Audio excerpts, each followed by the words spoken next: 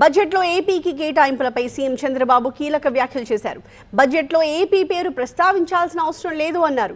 వివిధ పథకాల ద్వారా అనేక కేటాయింపులు జరిగాయి అన్నారు. వాటిలో ఏపీకి తగిన వాటా ఉంది అన్నారు సీఎం చంద్రబాబు. వెంటిలేటర్ మీద ఉన్న ఏపీకి కేంద్రం ఆక్సిజన్ ఇచ్చింది.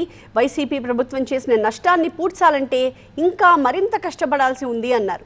అభివృద్ధి చేసి సంపద సృష్టించి సంక్షేమం కోసం అమలు చేయాలి అన్నారు సీఎం చంద్రబాబు.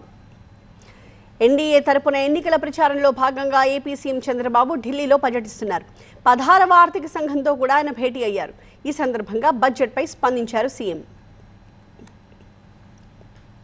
ఇప్పుడు వాళ్ళు ఇచ్చిన బడ్జెట్లో మనం చూస్తే కాస్తో కూస్తో ఆ డైరెక్షన్లో ప్రిపేర్డ్గా ఉండే రాష్ట్రం ఆంధ్రప్రదేశ్ రాష్ట్రం.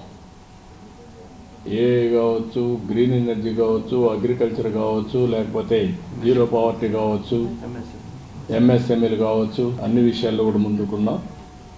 We are very happy. కాబట్టి కొంతమంది అర్థం కాని వాళ్ళందరూ ప్రతి ఒక్కసారి ఏమొచ్చింది పేరు చెప్పారా లేదా, పేరు చెప్పక్కర్లేదు.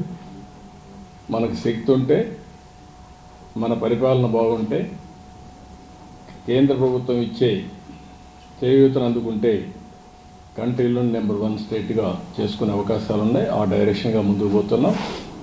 అందుకే మొన్న కూడా మీరు చూస్తే 12.94% గ్రోత్ రేట్ వచ్చింది ఈ ఇయర్. నెక్స్ట్ ఇయర్ నుంచి 15% రావాలని ఒక ఎయిమ్ పెట్టుకున్నాం. దానికి ఇవన్నీ దోహదం చేస్తానని ఆశిస్తున్నా.